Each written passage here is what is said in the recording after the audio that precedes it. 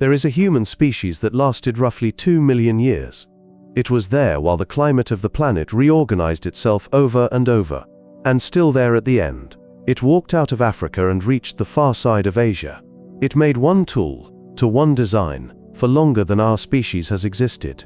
And in every diagram of human progress it appears as a stage, a rung, the thing on the way to something better. The something better is us. Homo erectus enters the fossil record a little over 2 million years ago. The oldest skull confidently assigned to the species came out of a cave system north of Johannesburg, dated to roughly 2 million years, older than anyone expected, and older than the species was thought to exist anywhere. The youngest remains sit on Java, between about 117 and 108,000 years old. Subtract one from the other, and the species ran for close to 1.9 million years. Ours is around 300,000 years old. That is a ratio of about 6 to 1. Lasting 2 million years is not a matter of being left alone. Across that span the planet ran through dozens of glacial cycles. Grassland became woodland, became desert and back again, coastlines moved, and rivers changed course. Whole guilds of large mammals turned over. To be present at both ends of that, a species has to survive climate states its founders never encountered, on foods they never ate, without any of the things we credit for our own flexibility. No agriculture, no writing, no permanent settlement. Both ends of that number are arguments rather than readings, and they move. The early end depends on which fossils you admit to the species at all, and specialists genuinely disagree. Some of the Caucasus material is small-brained enough that whether it belongs here is a live question. The late end depends on dating a river terrace that was excavated badly in the 1930s and had to be relocated and dug again decades later. Neither end is soft enough to threaten the headline. Whether the span is 1.8 million years or 2.1, the claim holds. The body arrives before the brain does, and that is the surprising part. Earlier hominins were bipedal but built for a mixed life. Short legs, wide flaring hips, long arms, a ribcage that funneled outward. What appears with Homo erectus is a body shaped like ours. Long legs, narrow hips, short arms held clear of the ground. A barrel chest, a foot with a sprung arch and a big toe locked in line with the others. Put that skeleton beside a modern one, and from the neck down, the differences are ones specialists argue about. In the mid-1980s, a team on the west shore of Lake Turkana found something nobody had found before, a nearly complete early human skeleton, a boy who died around 1.5 million years ago. He settled a great many arguments at once, and started a new one. The projection published from his bones made him a strikingly tall adult, comfortably over 6 feet, and that figure went into the textbooks and stayed there. A reassessment decades later, using growth patterns rather than assuming he grew like a modern boy, brought it down to about 5'4". A later study argued for smaller still. Walking upright over distance is cheap, and this body is built to do it. Long legs mean a long stride for the same effort. A narrow pelvis and a sprung foot make each step recycle energy rather than spend it.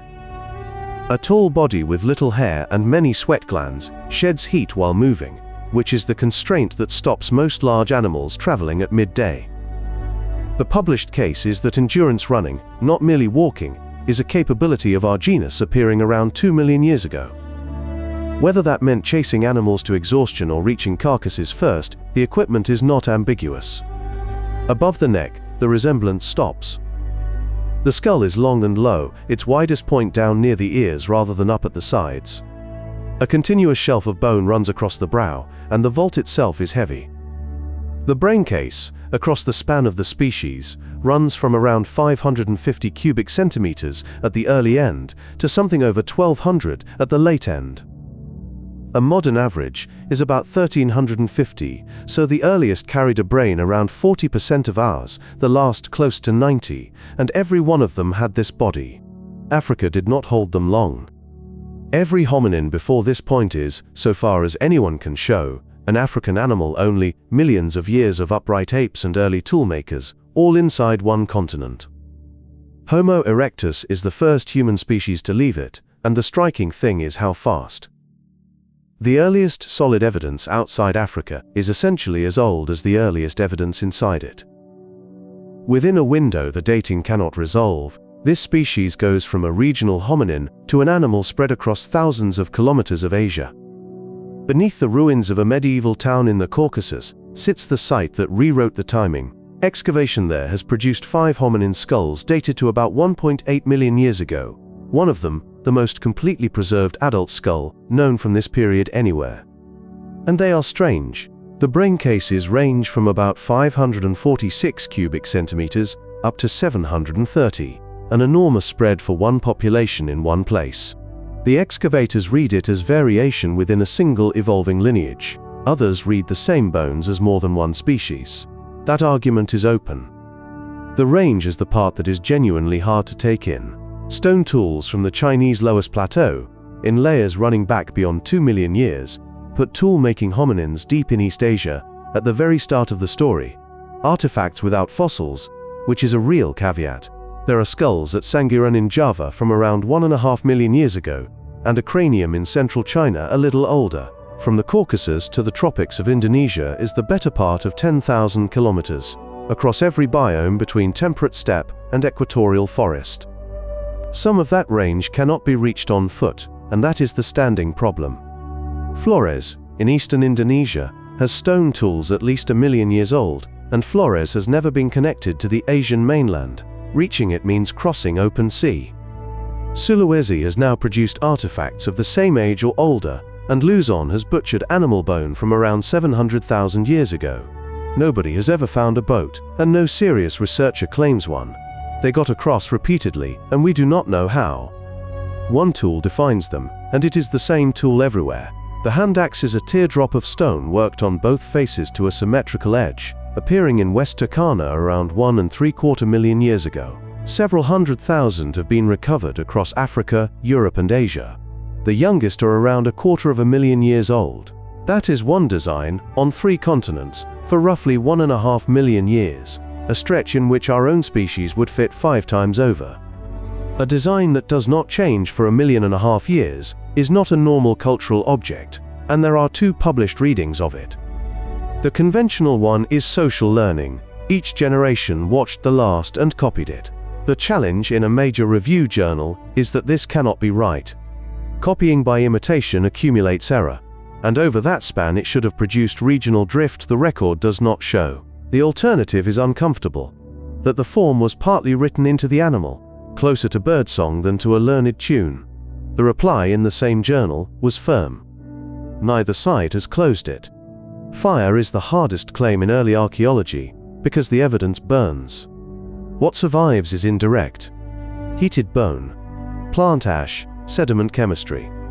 On that basis, a cave in South Africa has produced burned bone and ashed plant material, about 1 million years old, in a chamber deep enough that lightning and bushfire are poor explanations. A waterlogged site in the Jordan Valley, around 790,000 years old, has burned seeds, wood and flint, clustered where the napping happened. Neither shows fire as routine equipment. Cooked food yields more usable energy than the same food raw, and a well-known hypothesis builds a body plan on it. Smaller teeth, a shorter gut, and a brain that can be paid for. It fits Homo erectus almost too neatly. The difficulty is chronology. A survey of the European evidence found hominins moving north into cold latitudes without any habitual use of fire, which becomes routine only much later. The hypothesis stands unproven on a species that redesigned its body before the first campfire anyone can point to. If films about the vanished world are your kind of thing, the Earth before is where they live. The word primitive is doing a great deal of work here, and it is worth asking where it came from. The first specimens found in Java in the 1890s were named as an ape-man that stands upright, a creature defined by what it was on the way to being rather than by what it was. The framing outlived the name. It is the same instinct that produced the famous parade of stooping figures straightening up as they walk to the right, drawn for a popular book, and outliving every scientific claim in it. And it is the instinct that kept a 5'4" adolescent 6 feet tall in the textbooks for 30 years.